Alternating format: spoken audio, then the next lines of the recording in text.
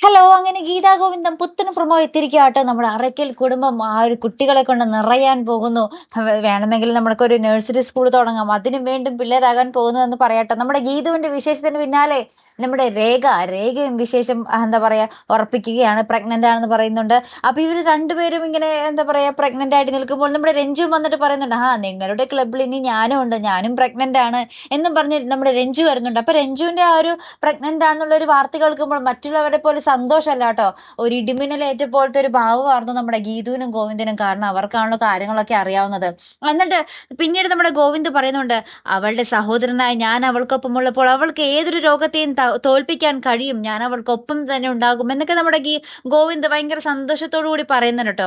അപ്പൊ ഒരു ആശ്വാസമുണ്ട് കാണുമ്പോൾ. നമ്മുടെ രഞ്ജു ആ ഒരു മരണത്തിന് കീഴടങ്ങില്ല, ജീവിതത്തിലേക്ക് തന്നെ തിരികെ കൊണ്ടുവരും എന്നുള്ള ഒരു ഗോവിന്ദിന് എന്തോ ഒരു ഉറപ്പുള്ളത് പോലത്തെ ഒരു സംസാരം തന്നെ ആയിരുന്നു കേട്ടോ. അതിനുശേഷം നമ്മുടെ ഈ മൂന്നുപേരെ മാറി മാറി ഹോസ്പിറ്റലിൽ കൊണ്ടുപോകുന്നത്, ഇവരുടെ മൂന്നുപേരുടെയും ആ ഒരു രുചിക്കനുസരിച്ച്, ഇവരുടെ കൊതിക്കനുസരിച്ച് ഫുഡ് മേടിച്ചു കൊടുക്കുന്നതുമായിട്ടുള്ള ഒരു രസകരമായിട്ടുള്ള ഒരു നിമിഷങ്ങൾ തന്നെയാണ് കേട്ടോ നമുക്ക് ഇന്നത്തെ ഒരു പ്രൊമോയില് കാണുവാൻ സാധിക്കുന്നത്.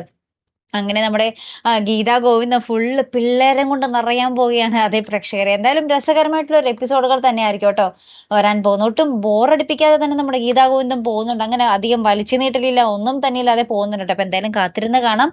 അപ്പൊ ഇതുപോലെ പ്രൊമോ റിവ്യൂസിനും എപ്പിസോഡ് റിവ്യൂസിനും ഒക്കെ നിങ്ങൾ മറക്കാതെ ചാനൽ സബ്സ്ക്രൈബ് ചെയ്യുക. അടുത്തൊരു വീഡിയോ വരുന്നത് വരയ്ക്കും ഗുഡ് ബൈ.